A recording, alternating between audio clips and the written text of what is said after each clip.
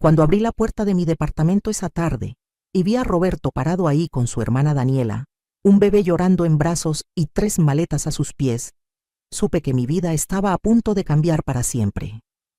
Pero nunca imaginé hasta qué punto. Amor, tengo que contarte algo, me dijo con esa sonrisa incómoda que ya conocía demasiado bien.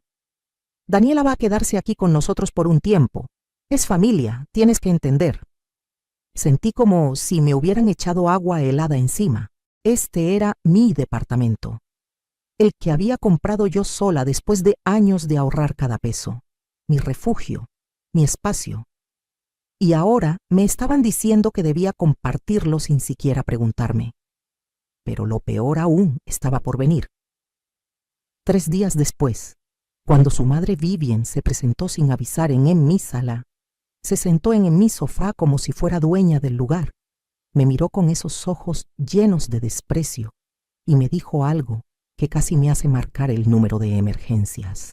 Sus palabras fueron como un puñal directo al corazón, y en ese momento comprendí que esta situación no era un simple malentendido familiar. Era una invasión planeada. Era una falta de respeto tan grande que me hizo cuestionar todo lo que había construido con Roberto. Sigue mi historia hasta el final y comenta la ciudad desde donde me estás viendo para saber qué tan lejos ha llegado mi relato. Déjame presentarme correctamente. Mi nombre es Elena Márquez y tengo 68 años. Toda mi vida trabajé como secretaria administrativa en una empresa de importaciones. No fue un trabajo glamoroso, pero era honesto y me permitió sobrevivir. Durante 42 años me levanté a las 5 de la mañana, preparé mi café, tomé 2 camiones para llegar a la oficina y regresé a casa exhausta cada noche. Nunca me casé joven. Tuve mis relaciones, claro, pero siempre puse mi independencia primero. Vi a tantas amigas perder su libertad, su dinero, su identidad por hombres que no las valoraban. Yo no quería eso para mí. Así que trabajé, ahorré y soñé con el día en que pudiera tener algo verdaderamente mío. Hace 3 años, cuando por fin logré juntar el enganche para mi departamento, lloré de felicidad. Era pequeño, apenas 50 metros cuadrados en una zona tranquila de la ciudad, pero era mío. Cada mueble, cada cortina, cada plato en la cocina lo elegí yo. Por primera vez en mi vida, a mis 65 años, tenía un hogar que nadie podía quitarme. Las paredes color durazno que pinté yo misma un fin de semana completo. La pequeña planta de bugambilia en el balcón que cuidaba como si fuera mi bebé. El silencio hermoso de mis mañanas tomando café sin que nadie me apurara o me pidiera nada. Conocí a Roberto hace 2 años en una reunión familiar de mi prima Estela. Él tenía 63 años, era viudo y parecía un hombre tranquilo y respetuoso. Trabajaba como supervisor en una fábrica textil y tenía 2 hijos ya adultos. Me cortejó a la antigua, con flores, con llamadas todos los días, con paseos por el parque los domingos. Me enamoré. No como una jovencita, sino con ese amor maduro que valora la compañía, la conversación, la paz. Después de 1 año de noviazgo, me propuso matrimonio. Acepté, pero fui clara desde el principio. Mi departamento era mío, estaba a mi nombre. Había trabajado toda mi vida por ese espacio y no lo iba a compartir legalmente con nadie. Roberto dijo que lo entendía perfectamente, que respetaba mi independencia, que eso era parte de lo que lo había enamorado de mí. Nos comprometimos hace 6 meses. Él vivía con su hijo mayor, pero empezó a pasar más tiempo en mi departamento. Al principio todo iba bien. Cocinábamos juntos, veíamos las telenovelas por la noche, planeábamos una boda sencilla para dentro de unos meses. Conocí a su familia poco a poco. Su madre Vivian era una mujer de 75 años, de esas que siempre tienen una opinión sobre todo y esperan que todos la sigan. Daniela, su hermana menor, tenía 38 años y acababa de tener un bebé con un hombre que la dejó cuando supo del embarazo. Desde el principio noté algo raro en cómo Roberto hablaba de ellas, siempre con ese tono de obligación, de deber. Es mi familia, tengo que cuidarlas, decía. Yo pensaba que era noble, que hablaba de ayuda emocional, de apoyo. Nunca imaginé que hablaba de sostenerlas económicamente, de resolver todos sus problemas, de ponerlas antes que cualquier otra persona, incluso antes que yo. Las primeras señales fueron pequeñas.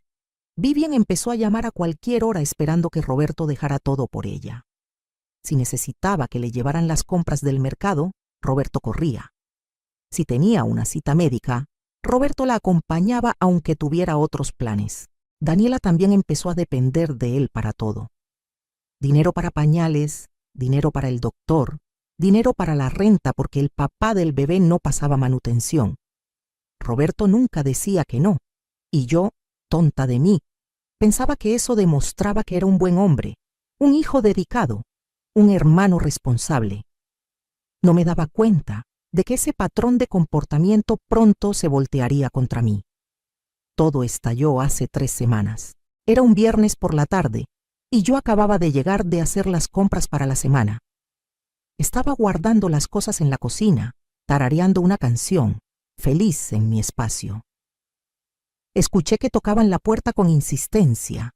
Pensé que era Roberto que había olvidado sus llaves otra vez. Pero cuando abrí, ahí estaba él con Daniela a su lado, cargando al bebé de 4 meses que lloraba sin parar. Y detrás de ellos había 3 maletas grandes y 2 cajas de cartón. «Hola, amor», me dijo Roberto, pero ni siquiera me dio tiempo de responder. Empezó a meter las maletas como si nada. «Tengo que hablar contigo. Daniela tuvo un problema con su casera. La corrieron del cuarto que rentaba porque el bebé llora mucho por las noches y los vecinos se quejaron. No tiene a dónde ir. Va a quedarse aquí con nosotros mientras encuentra algo».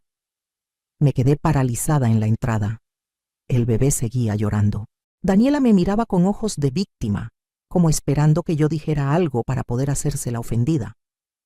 Roberto ya había entrado las maletas a mi sala y las había puesto junto a mi sofá. «Roberto, necesitamos hablar», le dije, tratando de mantener la calma. «En privado». Daniela inmediatamente puso cara de indignada. «Ay, ya sé que no soy bienvenida. Siempre supe que no le caía bien a tu novia, pero bueno, ¿qué se le va a hacer? Es tu casa también». Eso fue lo que me encendió. «Disculpa», le dije mirándola directamente, «pero esta casa es mía. Está a mi nombre, y nadie me preguntó si estaba de acuerdo con esto». Roberto me jaló del brazo hacia la cocina. «Elena, por favor. Es mi hermana. Tiene un bebé. No puedo dejarla en la calle. Son solo unas semanas mientras encuentra algo. Tú eres comprensiva, siempre lo has sido. Es familia».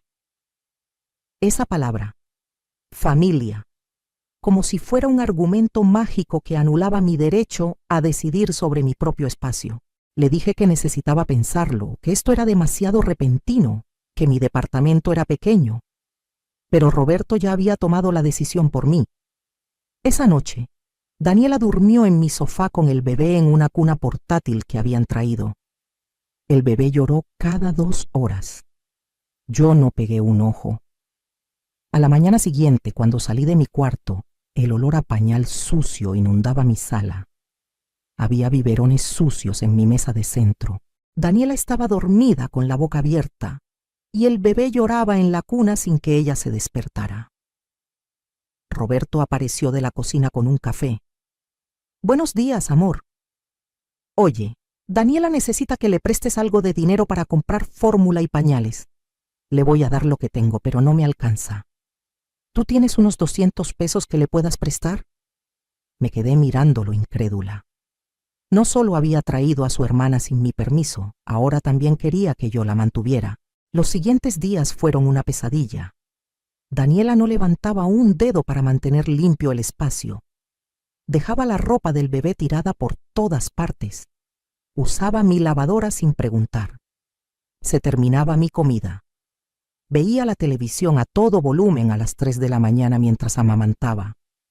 Y lo peor de todo, tenía esa actitud de que yo le debía algo, de que le estaba haciendo un favor mínimo al dejarla quedarse en mi casa. El quinto día, llegué del trabajo y encontré a Vivien sentada en mi sala como si fuera su propia casa. Ni siquiera me saludó. «Elena, tenemos que hablar», me dijo con ese tono autoritario que tanto me molestaba. «Daniela me contó que la has estado tratando mal, que le pones mala cara, que le haces sentir incómoda. Esa no es forma de tratar a la familia». Sentí que la sangre me hervía. «Vivien, con todo respeto, nadie me preguntó si Daniela podía quedarse aquí. Esta es mi casa. Yo pagué por ella, yo pago los servicios. Y francamente estoy cansada de que invadan mi espacio sin ninguna consideración». Vivien se levantó del sofá y me señaló con el dedo. Sus palabras fueron como veneno puro. «Mira, vieja egoísta, Roberto es mi hijo y Daniela es mi hija. Si te vas a casar con mi hijo, vas a aprender que en esta familia nos apoyamos. O aceptas que ellos son prioridad, o mejor déjalo. Porque Roberto siempre va a elegir a su familia por encima de ti.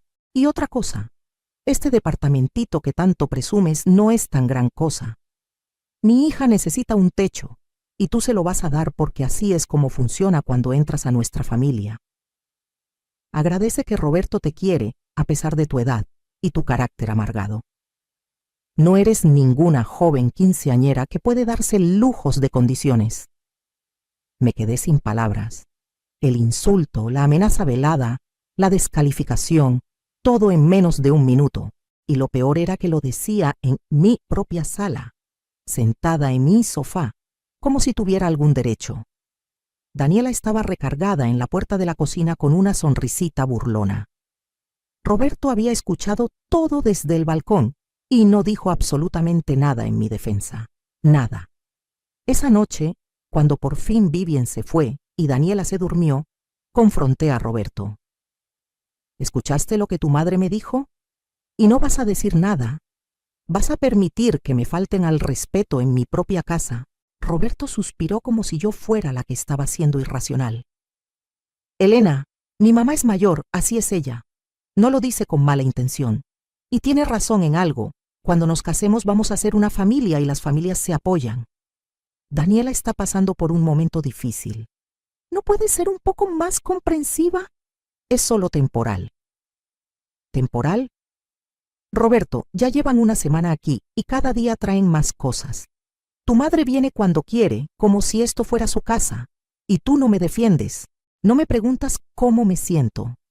Solo esperas que yo me aguante y sonría. Roberto se molestó. Sabías que mi familia era importante para mí. Si no puedes aceptar eso, entonces tal vez nos equivocamos al comprometernos. Esas palabras me dolieron más de lo que quiero admitir. Pero también me abrieron los ojos. Roberto no me veía como su pareja, su igual. Me veía como alguien que debía adaptarse a lo que su familia necesitara. Mi casa, mi espacio, mi paz, nada de eso importaba. Y lo más triste era que él realmente creía que estaba siendo razonable. Durante los siguientes días, la situación empeoró. Vivien empezó a venir diario con la excusa de ayudar a Daniela con el bebé. Pero lo que realmente hacía era supervisar todo lo que yo hacía. Si cocinaba, opinaba que le ponía mucha sal. Si limpiaba, decía que lo hacía mal.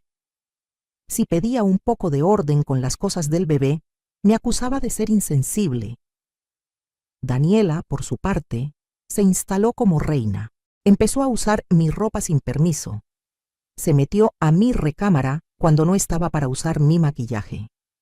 Invitó a sus amigas a mi departamento sin avisarme.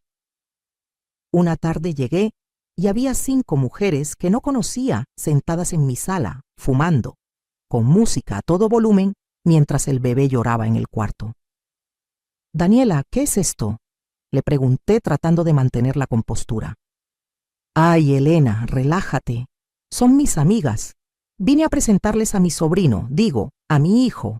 Luego se van, pero no se fueron hasta las 11 de la noche. Dejaron la casa hecha un desastre. Vasos sucios, ceniceros llenos, comida regada. Y cuando le reclamé a Roberto, él me dijo que yo estaba exagerando, que Daniela tenía derecho a tener vida social, que acababa de ser mamá soltera y necesitaba apoyo emocional. Llegó un punto en que empecé a sentirme extraña en mi propia casa. No podía descansar. No podía estar tranquila. Cada rincón de mi espacio estaba invadido por cosas que no eran mías, por personas que no respetaban mis límites, por una dinámica familiar tóxica que me estaba ahogando. Empecé a llegar tarde del trabajo a propósito, para pasar menos tiempo ahí. Me quedaba en un café cerca de mi casa solo para tener un momento de paz. Y mientras tanto, Roberto seguía sin entender por qué yo estaba molesta. Todo llegó a un punto de quiebre 2 semanas después de que Daniela se mudara. Llegué a casa un miércoles por la tarde y encontré a Roberto, Vivien, Daniela y 2 personas más que no conocía sentados en mi sala. Había papeles sobre mi mesa de centro. Cuando entré, todos se quedaron callados, como si hubieran estado hablando de mí. «Amor, qué bueno que llegas», dijo Roberto con una sonrisa forzada. «Siéntate, tenemos que hablar de algo importante». Me senté en la orilla del sofá, sintiendo que algo muy malo estaba por venir. Roberto carraspeó. «Bueno, la cosa es así. Daniela no va a poder rentar nada pronto porque no tiene ingresos fijos y los que rentan piden referencias y depósitos que ella no puede pagar. Entonces hablamos con mi mamá y llegamos a una solución». Sentí un nudo en el estómago.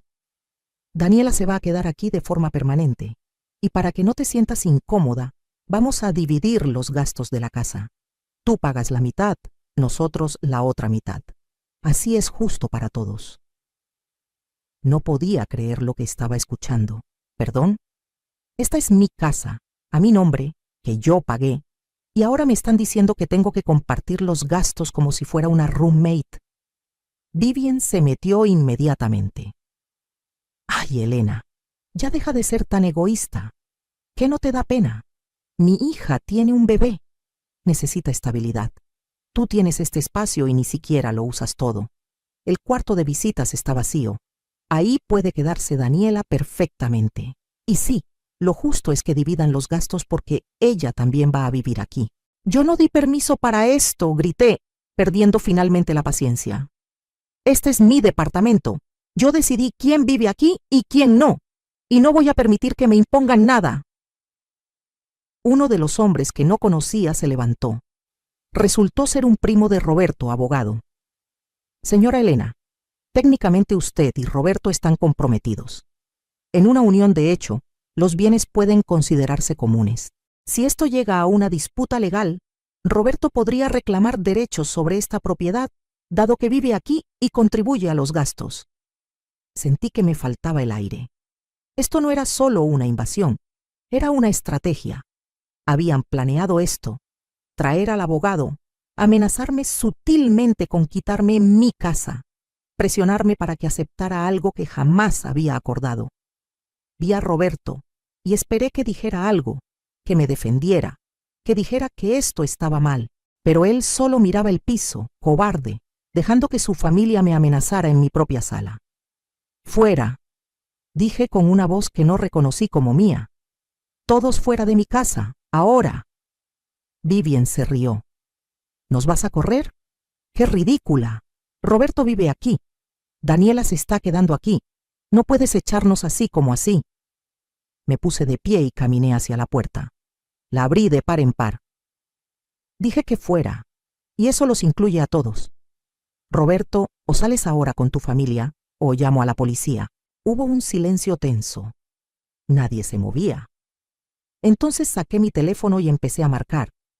Eso fue suficiente. El primo abogado fue el primero en salir, murmurando algo sobre hablar cuando estuviera más calmada. Vivien pasó junto a mí y me susurró con odio. «Vas a arrepentirte de esto. Mi hijo es demasiado bueno para ti». Daniela tomó al bebé y salió haciendo drama, como si yo fuera una villana por querer mi espacio de vuelta. Roberto fue el último. Se paró frente a mí con lágrimas en los ojos. «Elena, ¿en serio vas a hacer esto? ¿Vas a elegir un departamento sobre mí, sobre mi familia?» Lo miré y por primera vez vi con claridad quién era realmente. No, Roberto, tú elegiste. Elegiste permitir que tu familia me faltara al respeto. Elegiste no defenderme. Elegiste tomar decisiones sobre mi casa sin consultarme. Yo solo estoy eligiendo mi paz. Él salió sin decir más nada. Cerré la puerta y me desmoroné.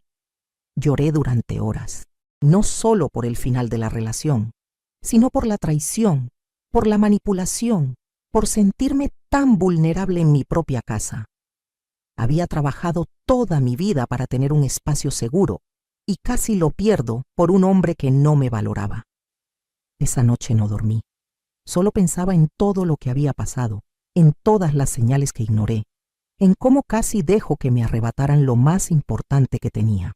Pero lo que Roberto y su familia no sabían, lo que nadie sabía, era que yo tenía algo que ellos jamás imaginaron.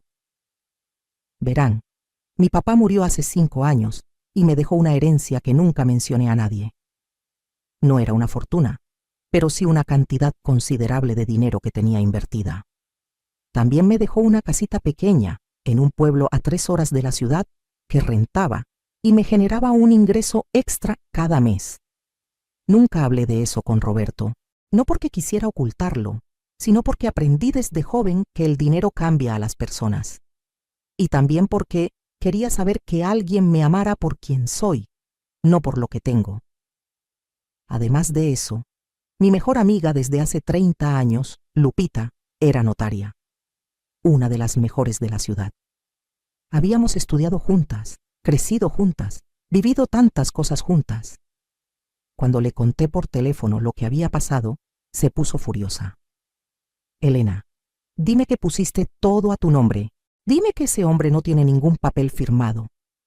Le confirmé que así era. Mi departamento estaba solo a mi nombre. Roberto nunca había pagado un solo recibo de servicios. Nunca había aportado al mantenimiento. Yo tenía todos los comprobantes, todos los registros. Perfecto, me dijo Lupita. Entonces ese abogadito de quinta que te quiso asustar no tiene ningún caso. Roberto no puede reclamar nada. Pero Elena, necesitas protegerte. Mañana vienes a mi oficina y vamos a hacer algunos documentos. Y también voy a recomendarte a un colega que se especializa en casos de amenazas y extorsión, porque lo que intentaron hacer contigo es justo eso. A la mañana siguiente, con los ojos hinchados de llorar, pero con una determinación que no había sentido en años, fui a la oficina de Lupita. Ahí, con su ayuda, hice varios documentos legales que protegían mi propiedad. También cambiamos las cerraduras de mi departamento. Lupita conocía a un cerrajero que vino ese mismo día. Mientras él trabajaba, yo empaqué todas las cosas de Roberto en cajas. Su ropa, sus zapatos, sus libros, todo. Llamé a su hijo mayor y le dije que viniera por las cosas de su papá, que la relación había terminado. El hijo, Jorge, vino esa tarde. Era un muchacho de 35 años, callado, respetuoso. Señora Elena, siento mucho lo que pasó, me dijo mientras cargaba las cajas. Yo le dije a mi papá que lo que estaba haciendo estaba mal, que usted no merecía ese trato. Pero él está muy manipulado por mi abuela. Siempre ha sido así. Ella dice y él obedece, no importa a quién lastime en el proceso. Sus palabras me confirmaron lo que ya sospechaba. Roberto nunca iba a cambiar. Su madre siempre iba a tener más poder sobre él que cualquier pareja. Daniela siempre iba a ser su prioridad. Y yo siempre iba a quedar en segundo o tercer lugar. Jorge se fue con las cajas y me dejó mi departamento de vuelta. Solo mío, en silencio, en paz. Pero Roberto no se dio por vencido tan fácil. Durante los siguientes días me llamó 50 veces, me mandó mensajes, me escribió cartas largas diciendo que yo estaba exagerando, que su familia solo quería ayudar, que yo era demasiado orgullosa. Bloqueé su número. Entonces empezó a mandarme mensajes con el teléfono de Daniela, diciendo que el bebé lloraba por mí, que Daniela estaba deprimida por mi culpa, que Vivien estaba enferma del corazón por el disgusto que le causé. Todo manipulación emocional. Todo mentiras diseñadas para hacerme sentir culpable. Una semana después del rompimiento, Vivien se presentó en mi trabajo. Me esperó afuera de la oficina y cuando salí me interceptó. Elena, tenemos que hablar. Roberto está destrozado, no come, no duerme. Todo por tu egoísmo. Daniela tuvo que regresar a casa de su ex, porque no tiene dónde quedarse y él la está tratando horrible. El bebé está enfermo porque no hay dinero para el doctor. Todo esto es tu culpa. ¿Cómo puedes dormir tranquila sabiendo el daño que causaste? La miré directamente a los ojos y dije algo que había estado guardando durante semanas. Vivien, su hijo es un hombre adulto de 63 años. Si está destrozado es porque nunca aprendió a poner límites con usted. Daniela es una mujer de 38 años. Si no tiene dónde vivir, es porque ha tomado malas decisiones y porque usted la ha acostumbrado a que otros resuelvan sus problemas. El bebé no es mi responsabilidad. Y el único daño que me causaron fue a mí, invadiendo mi espacio, faltándome al respeto y queriendo quitarme lo que me costó una vida de trabajo conseguir. No me busque de nuevo. No me hable. No me contacte. Porque la próxima vez sí voy a ir con las autoridades por acoso. Vivien se quedó con la boca abierta. Claramente no esperaba que yo le respondiera así.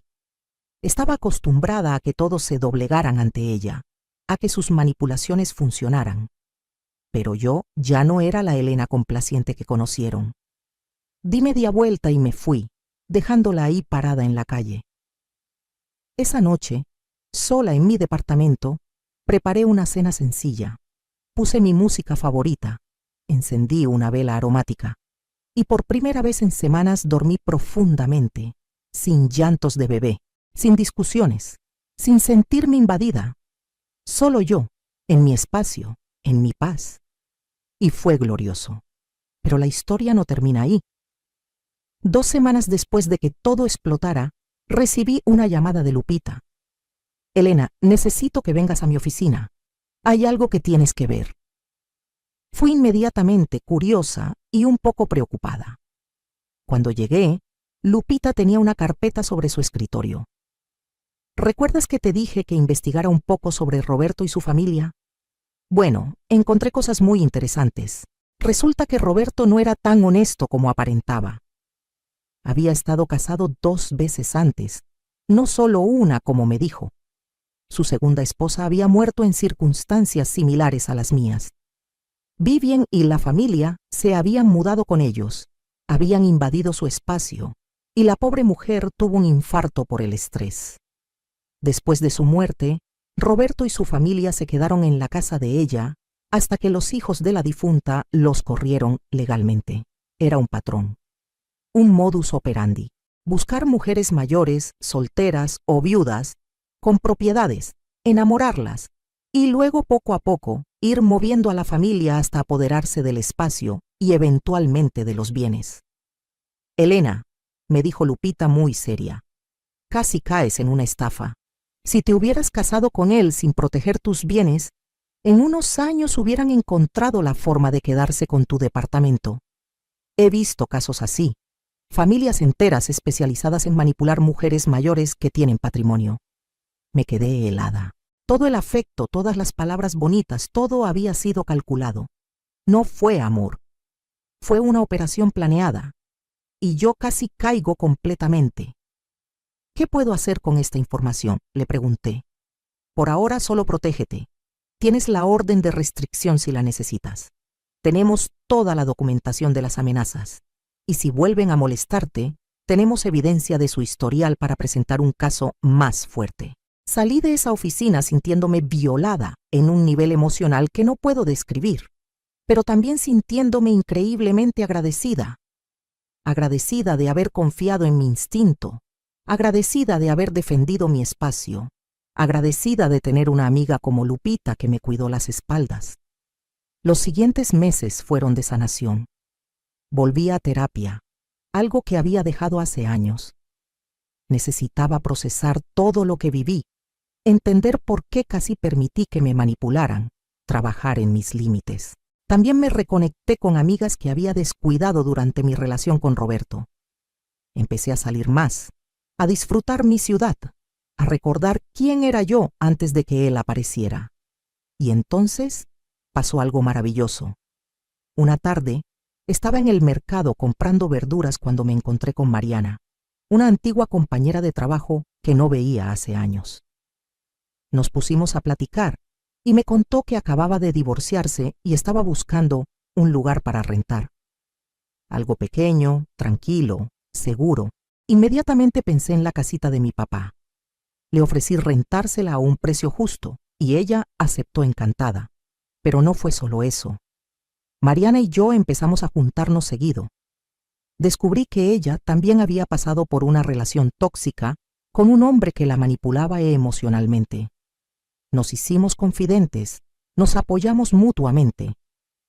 Ella me presentó a su grupo de amigas, todas mujeres increíbles de nuestra edad, que habían enfrentado sus propias batallas. Formamos una especie de círculo de apoyo. Nos juntábamos cada semana a comer, a platicar, a reírnos, a recordarnos que nuestra vida no terminaba porque una relación no funcionó. Un día, como 3 meses después de terminar con Roberto, Mariana me dijo algo que nunca olvidaré. Elena, ¿sabes qué es lo más hermoso de todo esto? Que recuperaste tu vida antes de que fuera demasiado tarde. Hay mujeres que pierden todo, su casa, su dignidad, su identidad, por hombres que no valen la pena. Tú fuiste valiente, te defendiste, y ahora mirarte, eres libre. Tenía razón, yo era libre. Libre de la manipulación, libre de tener que complacer a gente que no me respetaba, libre de sentirme culpable por poner límites. Y esa libertad era más valiosa que cualquier relación.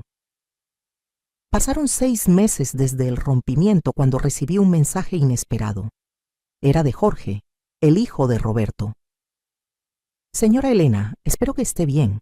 Solo quería avisarle que mi papá se comprometió con otra señora, una vecina de mi abuela que enviudó hace poco y tiene una casa grande. Ya se mudaron todos con ella, mi abuela, Daniela y el bebé. Solo quería que supiera para que esté alerta por si intentan contactarla de nuevo. Cuídese mucho. Usted se libró de algo muy feo. Leí el mensaje 3 veces. Sentí muchas cosas.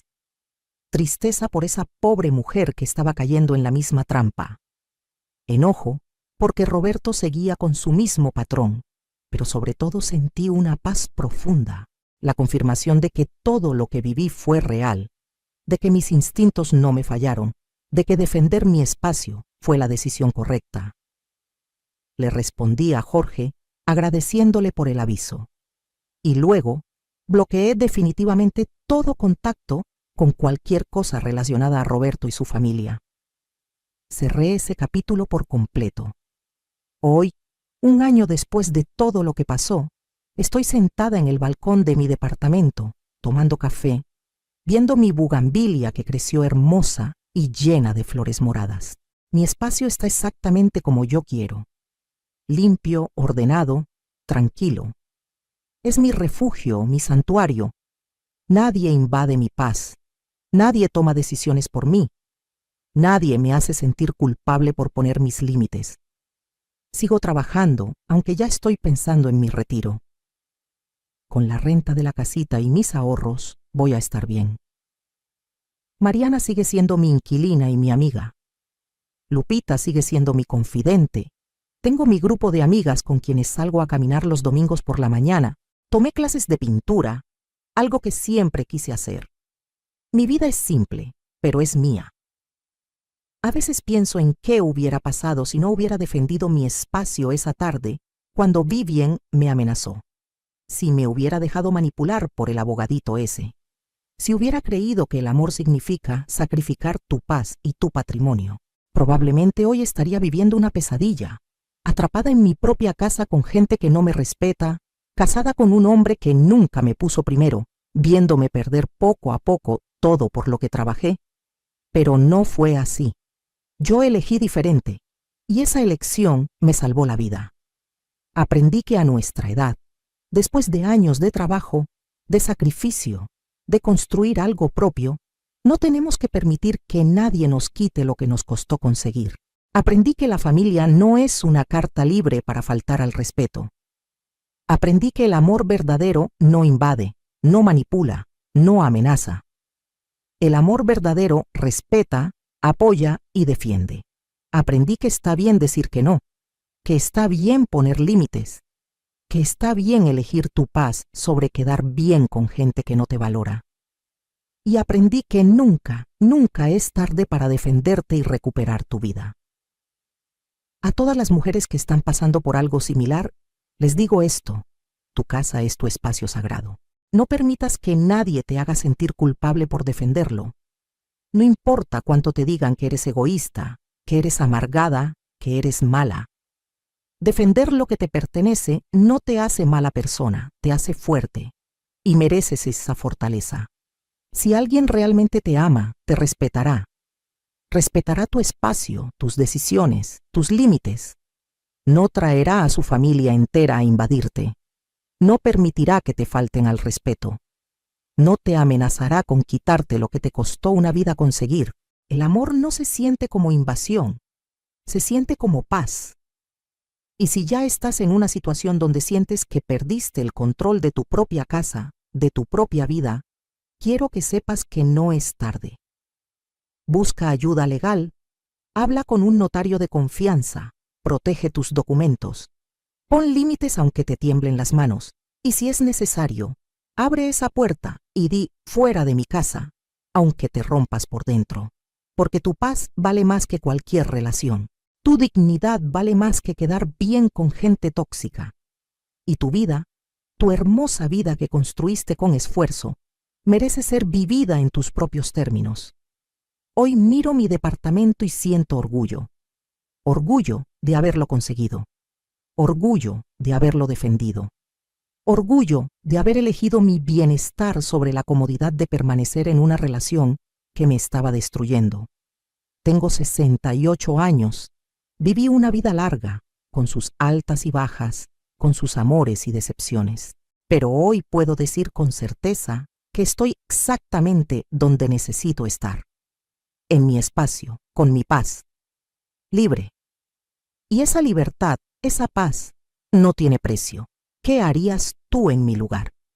¿Te hubieras quedado callada o hubieras defendido tu espacio? Cuéntame en los comentarios porque me encantaría saber tu opinión. Y si conoces a alguien que esté pasando por algo similar, comparte esta historia. Tal vez le des la fuerza que necesita para defender lo que es suyo. Rompí mi brazo derecho cuando me resbalé en el baño de mi propio departamento, ese departamento por el que trabajé 30 años como neurocirujana. 30 años salvando vidas, 30 años de guardias nocturnas, de cirugías que duraban 12 horas seguidas. Y ahí estaba yo, con el brazo enyesado, sentada en mi propia mesa, obligada a permanecer callada mientras mi yerno Rodrigo brindaba con sus amigos, burlándose de mí como si fuera una anciana senil. Mi hija Valeria ni siquiera me miraba, pero lo que escuché esa noche, cuando pensaron que el dolor de la fractura me había hecho tomar demasiados analgésicos y que estaba dormida en mi silla, me heló la sangre. Rodrigo le decía a uno de sus colegas que en 2 semanas más tendría los papeles listos para transferir mi departamento a su nombre, que yo ya estaba tan quebrada física y mentalmente que firmaría lo que fuera, que una viejita con un brazo roto y sin familia que la defendiera era presa fácil. Mi propia hija, mi Valeria, se rió y dijo que yo había sido tan tonta toda la vida que no notaría la diferencia. Ahí entendí por qué me querían tan dócil, tan callada, tan quebrada. Sigue mi historia hasta el final y comenta la ciudad desde donde me estás viendo para saber qué tan lejos ha llegado mi relato. Me llamo Elena Márquez y tengo 67 años. Fui neurocirujana durante 3 décadas en uno de los hospitales más prestigiosos de la Ciudad de México. No vengo de familia con dinero. Mi padre era mecánico y mi madre trabajaba limpiando casas ajenas para que yo pudiera estudiar. Cuando entré a medicina, tuve que trabajar dando clases particulares mientras cursaba la carrera. Conocí a Roberto, mi esposo, en el hospital donde hice mi residencia. Nos casamos jóvenes y tuvimos a Valeria cuando yo apenas estaba terminando mi especialización. Roberto murió en un accidente de tránsito cuando Valeria tenía solo 8 años. Un camión se pasó el alto en la avenida Insurgentes y lo impactó de lleno. Me quedé sola, con una niña pequeña, con deudas del funeral y con una carrera que apenas comenzaba. Pero seguía adelante. Trabajaba turnos dobles, a veces triples.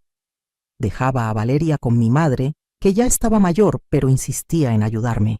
Recuerdo las noches que llegaba a casa a las 2 de la mañana, con las manos todavía temblando después de una cirugía complicada, y encontraba a mi niña dormida en el sofá porque me había esperado.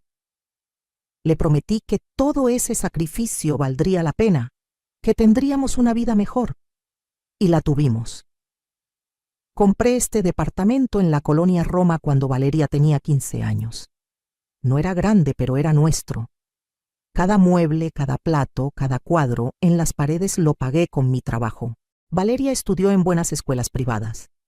Le pagué la universidad completa, una carrera en administración de empresas que costó una fortuna. Cuando conoció a Rodrigo, yo tenía mis reservas. Él era arquitecto, o eso decía, pero nunca lo vi trabajar en ningún proyecto serio. Vivía de trabajos esporádicos, diseñando casas para amigos de amigos. Pero Valeria estaba enamorada y yo solo quería verla feliz. Pagué su boda. Una ceremonia hermosa en un jardín en Cuernavaca con 200 invitados. El vestido de Valeria costó más de lo que mi madre ganaba en 2 años limpiando casas, pero yo quería darle todo lo que yo nunca tuve. Después de la boda, tuvieron problemas económicos. Rodrigo no conseguía clientes y Valeria apenas ganaba lo suficiente en su trabajo. Les ayudé con la renta durante meses.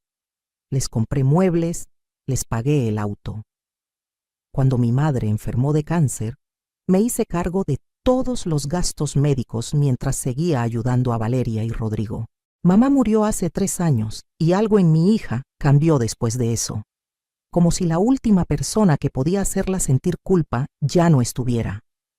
Empezó a visitarme menos, a contestar mis llamadas con desgano. Rodrigo se volvió más atrevido, más irrespetuoso. Un día llegaron a mi casa sin avisar con un notario. Querían que firmara un papel dándoles poder legal sobre mis cuentas bancarias, supuestamente para ayudarme a administrar mejor mi dinero ahora que estaba jubilada. Me negué, y Valeria no me habló durante 2 meses. Cuando finalmente volvió a buscarme, yo estaba tan desesperada por recuperar a mi hija que casi olvido el incidente. La caída en el baño no fue un accidente, ahora lo sé. Esa mañana, Rodrigo había venido temprano con la excusa de arreglar una llave que goteaba. Yo me estaba bañando cuando escuché que se iba. Salí de la regadera y el piso estaba mojado. Había agua por todas partes como si alguien hubiera regado el baño a propósito. Resbalé y caí con todo mi peso sobre el brazo derecho. El dolor fue tan intenso que grité. Estuve en el suelo 20 minutos antes de poder alcanzar mi teléfono. Llamé a Valeria y tardó 3 horas en llegar. 3 horas en las que yo estaba tirada en el baño llorando de dolor. Cuando finalmente apareció con Rodrigo, ninguno de los dos parecía realmente preocupado. En el hospital, el médico me dijo que la fractura era seria, que necesitaría cirugía y meses de rehabilitación. Rodrigo preguntó, delante de mí como si yo no estuviera ahí, si esto significaba que yo no podría valerme por mí misma. El doctor le explicó que necesitaría ayuda durante las primeras semanas. Vi cómo Rodrigo y Valeria intercambiaban una mirada que en ese momento no entendí, pero que ahora veo claramente. Era satisfacción. Cuando regresé a mi departamento después de la cirugía, Rodrigo anunció que ellos se mudarían temporalmente conmigo para cuidarme. No me preguntaron, simplemente llegaron con sus maletas. La primera semana fue extraña. Rodrigo actuaba como si fuera el dueño de la casa. Cambiaba los canales de la televisión sin preguntarme, invitaba a sus amigos a ver el fútbol en mi sala. Valeria cocinaba, pero solo lo que a Rodrigo le gustaba. Si yo pedía algo diferente, me ignoraba. Empezaron a llegar cada vez más personas, colegas de Rodrigo, amigos de Valeria. Mi casa se convirtió en un lugar de reuniones constantes y yo era tratada como una invitada molesta en mi propio hogar. Una noche me dolía mucho el brazo y pedí que bajaran el volumen de la música. Rodrigo me miró con desprecio y dijo que si no me gustaba, podía irme a mi cuarto, en mi propia casa.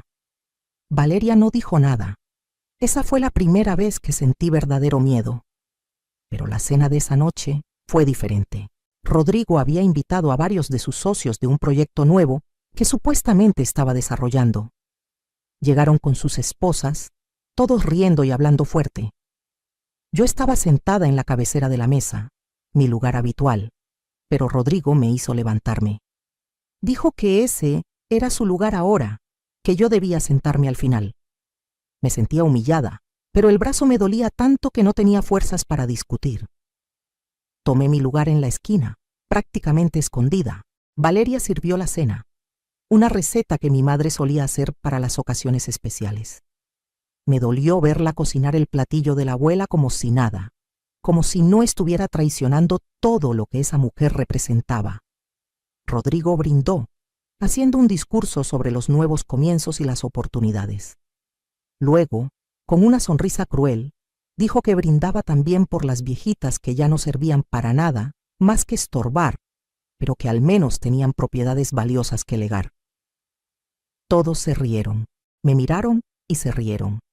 Sentí las lágrimas, pero no las dejé salir. No les daría ese gusto. Después del brindó humillante, la conversación continuó. Yo permanecía en silencio, empujando la comida en mi plato con la mano izquierda porque la derecha estaba inmovilizada. El yeso me pesaba como si cargara toda mi impotencia en ese brazo roto.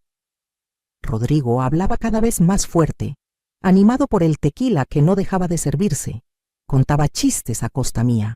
Decía que yo era tan despistada que probablemente ni recordaba dónde había guardado las escrituras de mi departamento. Sus amigos reían. Uno de ellos, un hombre gordo con bigote que sudaba mientras comía, preguntó si yo tenía más propiedades.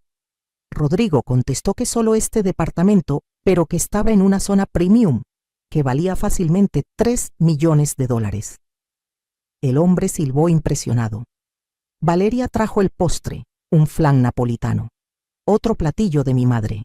Ver cómo profanaban nuestras tradiciones familiares me revolvía el estómago.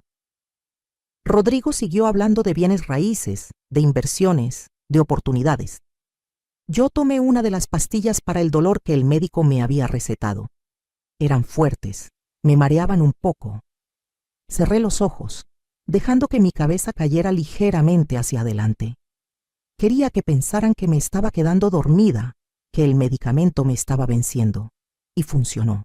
Después de unos minutos, escuché cómo la conversación cambiaba. Ya no se preocupaban por bajar la voz. Rodrigo le decía a uno de sus amigos que el notario ya tenía todo preparado, que solo faltaba mi firma en los documentos de transferencia. Su amigo preguntó cómo iban a conseguir que yo firmara. Rodrigo se rió y dijo que yo ya estaba tan medicada, tan confundida, tan agradecida de que ellos me estuvieran cuidando, que firmaría cualquier cosa que le pusieran enfrente. Dijo que el plan era esperar otra semana, cuando yo estuviera más débil, más dependiente. Valeria agregó algo que me partió el corazón. Dijo que yo siempre había sido manipulable, que toda mi vida me había dejado usar por cualquiera que me mostrara un poco de cariño, que conseguir mi firma sería tan fácil como todas las otras veces que me habían sacado dinero. Rodrigo mencionó que una vez que tuvieran el departamento a su nombre, me mandarían a un asilo. Uno barato, dijo. No tenía sentido gastar en uno bueno para alguien que probablemente no duraría mucho tiempo. Calculaba que yo no viviría más de 5 años, así que cada peso que gastaran en mantenerme era un peso menos de su herencia. Hablaban de mí como si ya estuviera muerta, como si fuera solo un obstáculo molesto entre ellos y mi propiedad. El hombre gordo preguntó si yo no tenía otros familiares que pudieran reclamar. Rodrigo dijo que no, que mi madre había muerto y que yo no tenía hermanos, que yo había sido una tonta que trabajó toda su vida sin hacer amigos reales, sin construir una red de apoyo, que estaba completamente sola. Valeria rió. Mi propia hija rió ante la descripción de mi soledad. Dijo que yo me lo había buscado por ser tan obsesionada con el trabajo que cualquier madre normal hubiera pasado más tiempo con su familia en lugar de estar en un hospital salvando la vida de extraños. La ironía era insoportable. Esos extraños me respetaban más que mi propia sangre. Seguí con los ojos cerrados, respirando despacio, fingiendo que dormía. Pero por dentro algo estaba despertando. Una rabia fría, calculadora. Toda mi carrera había sido sobre precisión, sobre planificación meticulosa, sobre esperar el momento exacto para actuar. Una cirugía cerebral no perdona errores ni decisiones impulsivas. Y esto no sería diferente. Los días siguientes fueron los más difíciles de mi vida. Tenía que fingir debilidad, confusión, dependencia. Cada mañana, Rodrigo me traía el desayuno a la cama como si fuera un gesto de bondad. Pero yo veía cómo contaba las pastillas de mi frasco de analgésicos, asegurándose de que tomara suficientes para mantenerme aturdida. Yo las escondía bajo la lengua y las escupía después cuando estaba sola. Necesitaba la mente clara. Valeria había tomado control de mi correo. Revisaba cada carta, cada estado de cuenta. Pero lo que ellos no sabían es que yo había sido una mujer precavida toda mi vida. Cuando Roberto murió y me quedé sola con una niña pequeña, aprendí que no podía confiar en que la vida sería justa. Así que tomé precauciones. Durante todos estos años, además de mi salario como neurocirujana del hospital, yo había desarrollado un pequeño negocio. Compraba departamentos viejos en zonas que yo sabía que se revalorizarían, los renovaba y los rentaba. Empecé con uno solo hace 20 años, luego 2. Ahora tenía 6 propiedades más aparte de este departamento. Todas estaban a nombre de una empresa que formé con un contador de toda mi confianza, el licenciado Méndez, quien había sido mi paciente años atrás. Le salvé la vida cuando tuvo un aneurisma cerebral, y desde entonces me había jurado lealtad eterna. Esas propiedades generaban ingresos que yo depositaba en cuentas que Valeria nunca supo que existían.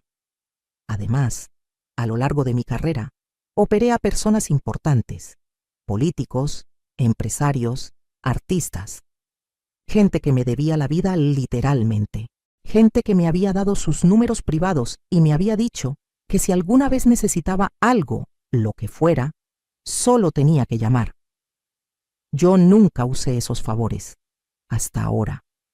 Con mi mano izquierda, torpemente, logré enviar mensajes desde un teléfono viejo que tenía guardado en mi buró. Un teléfono que Valeria y Rodrigo no sabían que existía.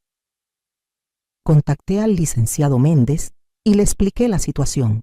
Él llegó al día siguiente haciéndose pasar por un inspector de sanidad que necesitaba revisar el edificio. Rodrigo ni siquiera lo miró 2 veces. En los 5 minutos que el licenciado estuvo en mi habitación, le di instrucciones precisas. También llamé a Claudia Mendoza, una jueza a quien le salvé a su hijo, de quedar paralítico después de un accidente, y a Fernando Ríos, un periodista de investigación cuya esposa operé de un tumor cerebral. Cada pieza del tablero comenzó a moverse. Mientras tanto, en casa, Rodrigo intensificaba su campaña de humillación. Me hacía comer en mi cuarto como si fuera un castigo. Decía que yo ensuciaba mucho en la mesa con mi torpeza de una sola mano. Valeria empezó a vaciar cajones, a revisar mis cosas buscando documentos. Yo había movido todo lo importante hace días. Una tarde, Rodrigo entró a mi cuarto con un folder lleno de papeles. Dijo que necesitaba firmas para renovar el seguro del departamento. Yo le pedí mis lentes para leer los documentos. Él se impacientó. Dijo que no era necesario, que solo eran trámites rutinarios. Insistí. Finalmente me dio los papeles. Eran documentos de transferencia de propiedad. Ni siquiera se habían molestado en disfrazarlos bien. Con voz temblorosa, fingiendo confusión, pregunté qué era esto. Rodrigo cambió su táctica. Se puso tierno, me llamó suegrita con una voz melosa que me dio náuseas. Dijo que era para protegerme, que si algo me pasaba, Valeria quedaría en la calle, que esto garantizaba que mi hija estuviera segura. Jugó con mi mayor debilidad, mi amor por Valeria, pero esa debilidad ya no existía. La habían matado ellos mismos con sus traiciones. Les dije que necesitaba pensarlo. Rodrigo apretó la mandíbula pero asintió. Esa noche escuché cómo discutían en la sala. Rodrigo decía que yo sospechaba algo, que había que acelerar los planes. Valeria sugirió aumentar la dosis de mis medicamentos. Mi propia hija sugiriendo drogarme. Yo grabé toda la conversación con el teléfono viejo que mantenía escondido. El licenciado Méndez trabajó rápido. En 3 días tenía todo listo. Había contactado a un notario de confianza y preparado documentos que protegían todos mis bienes. Ninguna de mis propiedades podría ser transferida sin la presencia de testigos independientes y evaluación psicológica certificada que comprobara que yo estaba en pleno uso de mis facultades. Además, presentó una denuncia ante el Ministerio Público por intento de fraude y abuso de confianza. La jueza Claudia Mendoza se aseguró de que el caso fuera asignado a un fiscal conocido por su integridad. Fernando Ríos, el periodista, comenzó a investigar a Rodrigo. Resultó que mi yerno tenía un historial. Había estado involucrado en otros 2 casos similares. Una tía de su primera novia había perdido su casa en circunstancias sospechosas. Los cargos nunca prosperaron por falta de evidencia, pero el patrón estaba ahí. Fernando tenía contactos y recursos que yo jamás hubiera podido conseguir sola. Mientras ellos investigaban, yo seguía actuando. Me volví más lenta, más olvidadiza. Derramaba cosas, olvidaba conversaciones.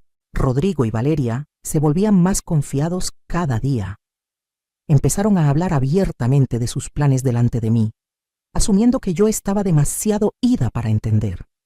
Hablaban de vender el departamento inmediatamente después de transferirlo, de usar el dinero para comprar una casa en Cancún. Rodrigo quería abrir un bar en la playa. Valeria hablaba de finalmente vivir la vida que merecía, sin tener que cargar con una madre que solo causaba problemas.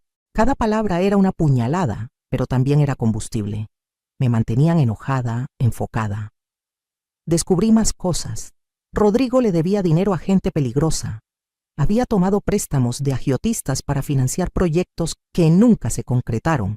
Estaba desesperado. Mi departamento no era solo codicia, era supervivencia para él. Valeria sabía todo esto y aún así había decidido que yo era un sacrificio aceptable. El licenciado Méndez me informó que teníamos suficiente evidencia para proceder. Las grabaciones de sus conversaciones, los documentos fraudulentos, el testimonio de los médicos sobre cómo mis medicamentos habían sido manipulados. Todo estaba listo. Solo faltaba el momento perfecto, y yo sabía exactamente cuándo sería. Rodrigo había planeado otra cena, más grande que la anterior. Había invitado a los mismos amigos y a algunos más. Quería celebrar por adelantado. Me dijeron que esa noche yo firmaría los papeles, que habría un notario presente, uno que Rodrigo había pagado para que no hiciera preguntas. Yo acepté. Dije con voz débil que solo quería que todo terminara, que estaba muy cansada. Rodrigo sonrió triunfante. Valeria me abrazó, un abrazo vacío que me hizo sentir asco. Esa sería la última vez que me subestimaban. La noche de la cena llegó. Rodrigo había comprado champán caro, el que solo se sirve en celebraciones importantes. La mesa estaba puesta elegantemente con mis propios platos finos, los que heredé de mi madre, los que guardaba para ocasiones especiales. Verlos usados para esta farsa era otra profanación. Los invitados comenzaron a llegar alrededor de las 8 de la noche. Reconocí a varios de la cena anterior. El hombre gordo del bigote estaba ahí, también una pareja joven que miraba mi departamento con ojos codiciosos, seguramente ya planeando cómo lo decorarían cuando Rodrigo lo vendiera. Me hicieron sentar en la misma esquina de la última vez. Yo llevaba puesto un vestido sencillo, gris, con el cabello sin arreglar. Quería verme acabada, derrotada. Rodrigo estaba eufórico. Sirvió copas para todos menos para mí. Dijo que yo no debía mezclar alcohol con mis medicamentos. Qué considerado. La cena transcurrió entre risas y conversaciones banales. Yo comí poco, con la cabeza gacha, actuando mi papel. Después del plato principal, Rodrigo se puso de pie.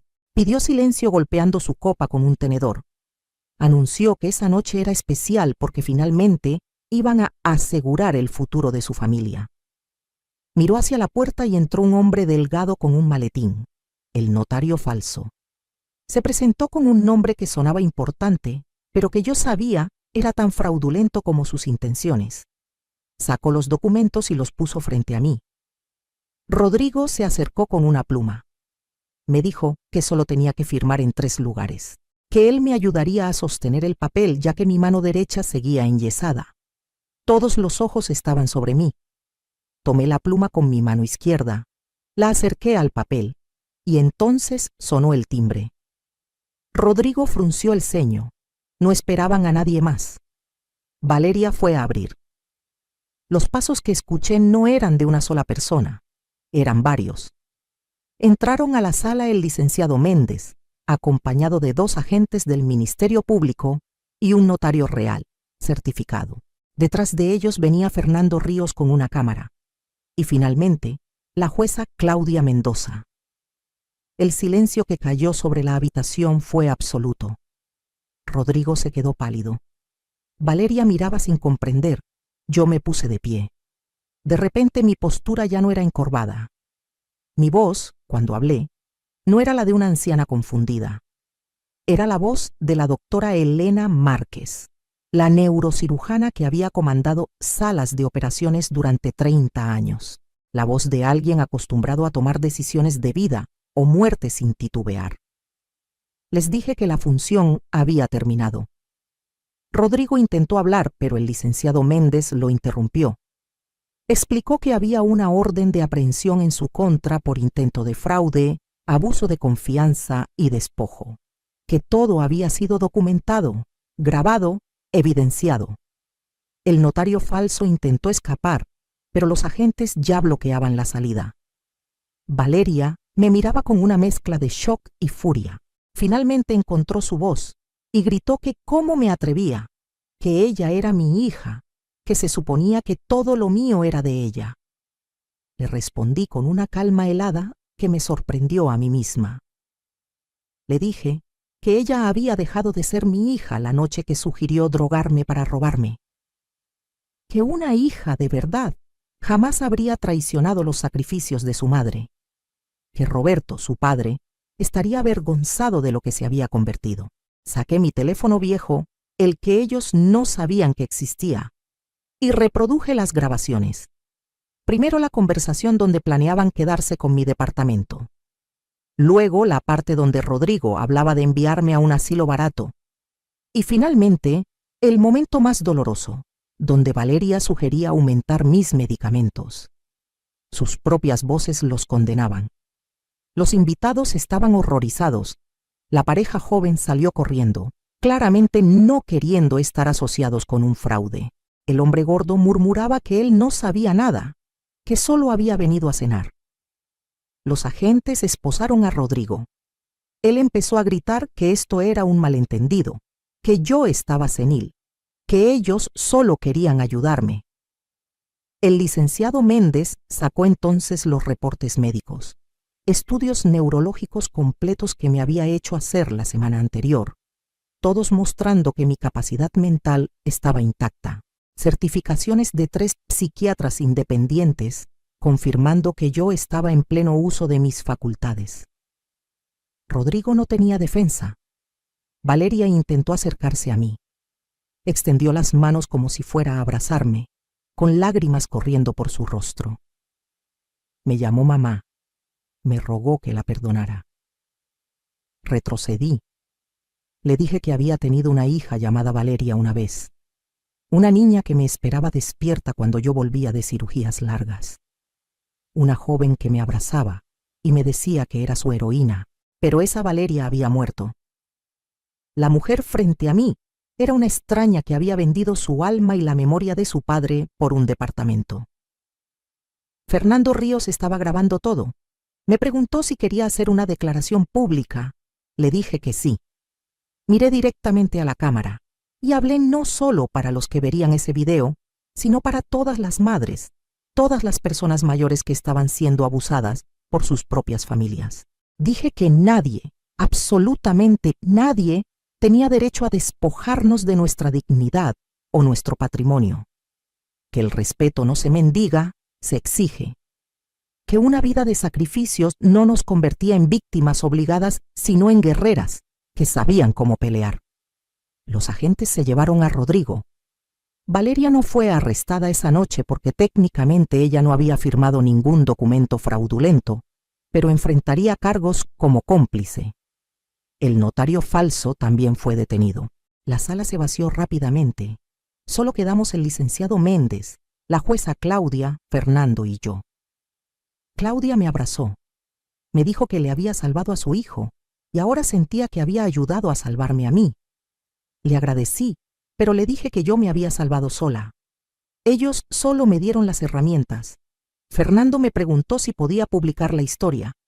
Le dije que sí, que quería que otras personas supieran que nunca es tarde para defenderse.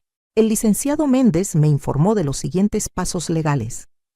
Habría juicios, declaraciones, posiblemente años de proceso. Pero mi propiedad estaba segura. Todas mis propiedades estaban seguras. Esa noche, cuando finalmente todos se fueron, me quedé sola en mi departamento. En mi departamento. Caminé por cada habitación, tocando las paredes que yo había pagado, mirando los muebles que yo había comprado. El brazo me dolía, pero era un dolor diferente. No era el dolor de la impotencia, sino el dolor de la batalla. Y yo había ganado. Las semanas siguientes fueron un torbellino. La historia se volvió viral gracias al artículo de Fernando. Recibí cientos de mensajes de mujeres contándome sus propias historias de abuso familiar, de hijos ingratos, de parientes que las habían despojado de todo. Muchas me pedían consejo. Algunas solo querían decirme que mi valentía les había dado esperanza. El caso legal contra Rodrigo avanzó rápido. Su abogado intentó negociar, pero la evidencia era abrumadora. Las grabaciones, los documentos fraudulentos, el testimonio del notario falso, que aceptó cooperar con la fiscalía a cambio de una sentencia reducida. Todo apuntaba a un patrón de comportamiento predatorio. Fernando descubrió que Rodrigo había hecho esto antes, no 2, sino 4 veces. Mujeres mayores que habían sido manipuladas, despojadas de sus propiedades. Algunas habían muerto en asilos deplorables, mientras Rodrigo vendía sus casas. Cuando supe esto, me di cuenta de que no solo me había salvado a mí misma, sino potencialmente a otras mujeres futuras. Valeria intentó contactarme varias veces. Dejaba mensajes llorando, pidiendo perdón. Decía que Rodrigo la había manipulado, que ella realmente me amaba. Pero yo había escuchado las grabaciones suficientes veces. Su risa cuando hablaban de mi soledad no era risa forzada. Su sugerencia de aumentar mis medicamentos no sonaba a alguien siendo coaccionado. Esas palabras habían salido de su verdadero yo. Mi abogado me aconsejó obtener una orden de restricción. Valeria no podía acercarse a mí ni a mi propiedad. Firmé los papeles sin dudarlo. Rodrigo fue sentenciado a 8 años de prisión por fraude, intento de despojo y abuso de confianza agravado. Cuando se leyó la sentencia, miré a Valeria en la sala del tribunal. Ella sollozaba, aferrándose al brazo de una amiga. Parte de mí, una parte muy pequeña, sintió pena. Pero la mayoría de mí solo sentía alivio. Mi brazo sanó completamente después de 6 meses de rehabilitación. Recuperé toda la movilidad. El doctor que me atendió era un ex colega del hospital y nos reímos recordando viejos tiempos. Me dijo que me veía diferente, más fuerte. Le dije que me sentía renacida. Decidí qué hacer con mi nueva vida. Vendí 2 de mis propiedades de renta, las que requerían más mantenimiento. Con ese dinero establecí una fundación de apoyo legal para personas mayores víctimas de abuso familiar. Contraté abogados para que ofrecieran asesoría gratuita. La llamé Fundación Roberto, en memoria de mi esposo, el hombre que me enseñó que la familia debe ser refugio, no campo de batalla. La respuesta fue abrumadora. Docenas de casos llegaron en las primeras semanas. Ancianos siendo despojados por hijos, nietos, sobrinos, patrimonio robado, pensiones desviadas, medicamentos controlados para mantenerlos dóciles. Cada historia me partía el corazón, pero también me daba más determinación. Contraté a un equipo de trabajadores sociales además de los abogados. Visitaban a las víctimas, documentaban los abusos, construían casos sólidos. En el primer año, recuperamos propiedades para 17 personas mayores y logramos 11 condenas por fraude y abuso. Los medios me buscaban constantemente para entrevistas. Me volví una especie de vocera involuntaria del movimiento de derechos de las personas mayores. Di charlas en universidades, en centros comunitarios, en programas de televisión. Siempre llevaba el mismo mensaje. Nunca permitan que nadie les robe su dignidad. Los sacrificios que hicimos por nuestras familias fueron actos de amor, no contratos de esclavitud. Una tarde recibí una carta. Era de Valeria. No la leí de inmediato. La dejé sobre mi escritorio durante días, mirándola de vez en cuando. Finalmente, una noche lluviosa, la abrí. Era larga, varias páginas escritas a mano. Valeria decía que había estado en terapia, que finalmente entendía la magnitud de lo que había hecho. Decía que no esperaba perdón, pero que necesitaba que supiera que estaba arrepentida. Que el terapeuta le había ayudado a ver cómo Rodrigo la había manipulado durante años, erosionando su sentido moral poco a poco. Pero también reconocía que eso no era excusa, que ella había tomado decisiones, había dicho palabras hirientes, había planeado activamente mi destrucción. Terminaba la carta diciendo que entendía si nunca quería volver a verla, pero que pasaría el resto de su vida tratando de ser la hija que yo merecías, aunque fuera desde lejos. Lloré leyendo esa carta. No de tristeza, sino de una emoción complicada que no puedo nombrar completamente. Parte de mí quería creerle, quería recuperar a mi hija, pero otra parte, la parte que había aprendido a protegerme, sabía que algunas traiciones son demasiado profundas para sanar. No respondí la carta. Tal vez algún día lo haré, o tal vez no. Y está bien. Aprendí que el perdón no es obligatorio, especialmente cuando perdonar significa ponerse de nuevo en peligro. Hoy, 3 años después de aquella cena horrible, vivo una vida que nunca imaginé. Me mudé a un departamento nuevo, más pequeño pero completamente mío, sin las sombras de lo que pasó. Vendí el departamento de la colonia Roma. No podía seguir viviendo ahí después de todo. Demasiados recuerdos, demasiados fantasmas.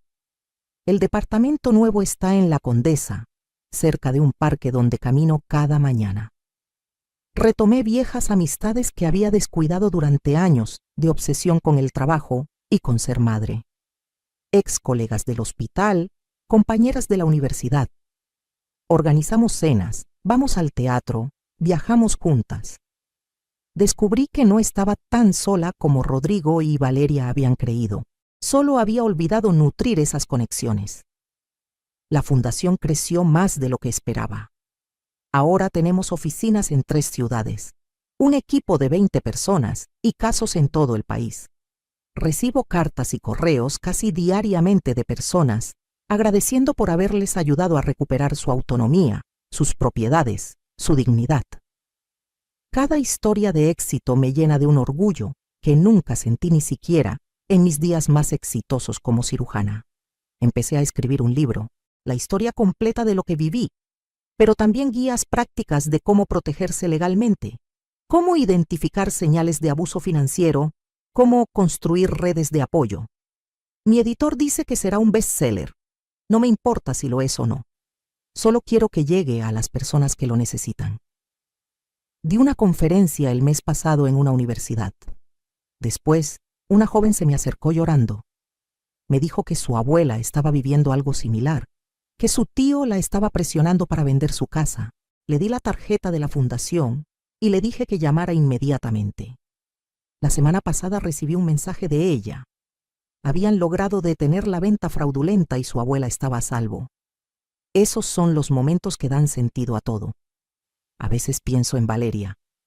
Me pregunto cómo estará, si realmente cambió o si solo me escribió buscando algún beneficio futuro.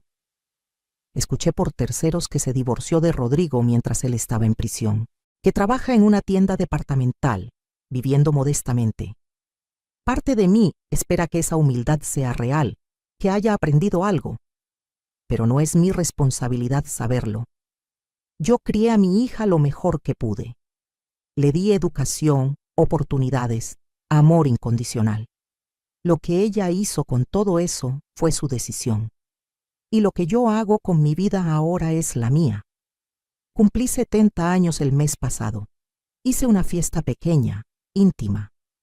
Mis amigas, el equipo de la fundación, algunos ex colegas del hospital, el licenciado Méndez vino con su esposa. La jueza Claudia trajo a su hijo, ese joven que salvé hace tantos años y que ahora es ingeniero. Fernando Ríos llegó con una copia enmarcada del primer artículo que escribió sobre mi caso. En medio de la celebración, Claudia me preguntó si me arrepentía de algo. Es una pregunta que me han hecho varias veces. La respuesta siempre es la misma. Me arrepiento de haber sido tan confiada durante tanto tiempo. Me arrepiento de haber confundido el amor de madre con la obligación de soportar cualquier abuso. Me arrepiento de no haber puesto límites más claros mucho antes. Pero no me arrepiento de haber peleado. No me arrepiento de haber usado todos los recursos a mi disposición para defenderme. No me arrepiento de haberme negado a ser víctima. Porque al final, esa cena horrible, ese momento en que escuché cómo planeaban destruirme, fue que el momento en que volví a encontrarme a mí misma, la Elena Márquez, que había luchado por salir de la pobreza, que se había hecho neurocirujana contra todas las probabilidades, que había criado sola a una hija mientras construía una carrera. Esa Elena nunca se había ido realmente.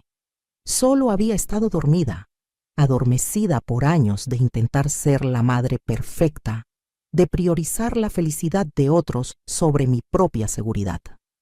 Ya no duermo con miedo de que alguien entre a mi casa a robarme. Ya no reviso obsesivamente mis estados de cuenta temiendo descubrir fraudes. Ya no espero llamadas telefónicas que nunca llegan de una hija que ya no tengo. Vivo libre. Vivo en paz. Vivo para mí misma y para ayudar a otros a hacer lo mismo. A todas las mujeres que están escuchando mi historia, especialmente a las que están pasando por situaciones similares, quiero decirles esto. Su vida de sacrificios no las convierte en propiedades de sus familias. Los años que dedicaron a criar hijos, a trabajar, a construir patrimonio, esos años son suyos. Nadie tiene derecho a robarles el fruto de su esfuerzo. Si sienten que algo no está bien, confíen en ese instinto. Si sus hijos o familiares están presionándolas para firmar papeles que no entienden, deténganse. Si los están aislando de amistades, controlando sus medicinas, limitando su acceso a información, esas son señales de alarma. No están locas, no están siendo difíciles, están siendo abusadas y merecen ayuda. Busquen un abogado de confianza, hablen con amigos, con vecinos, con cualquiera fuera del círculo familiar que las está presionando. Documenten todo, conversaciones, mensajes, transacciones financieras sospechosas. En la era de los teléfonos celulares todos tenemos cámaras y grabadoras en el bolsillo. Úsenlas y recuerden que nunca, jamás es tarde para defenderse. Yo tenía 67 años cuando decidí pelear. Estaba físicamente herida, aparentemente aislada, contra dos personas que creían tenerme completamente bajo control, pero gané. No porque fuera especialmente fuerte o valiente, sino porque me negué a aceptar que mi historia terminara como víctima. Ustedes tampoco tienen que aceptarlo. El amor familiar real no exige sumisión ciega. El respeto verdadero no requiere que renuncien a su autonomía, y ningún sacrificio del pasado les debe costar su dignidad en el presente. Si mi historia les sirvió de algo, si les dio aunque sea un poco de valentía o esperanza, entonces todo valió la pena. Compartan esta historia con otras mujeres que puedan necesitarla. Hablen de estos temas en sus familias, con sus amigas, en sus comunidades. El abuso contra personas mayores prospera en el silencio. Rompamos ese silencio juntas. ¿Qué harías en mi lugar? Comenta abajo. Y si conoces a alguien que esté pasando por algo similar, comparte este relato. Nunca sabemos quién podría necesitar escuchar que sí se puede salir, que sí hay justicia, que sí vale la pena pelear. Yo soy Elena Márquez. Fui neurocirujana durante 30 años. Fui madre soltera. Fui víctima de mis propios familiares. Y ahora soy una sobreviviente que dedica su vida a ayudar a otras personas a sobrevivir también. Esta es mi historia. Y espero que inspire la tuya.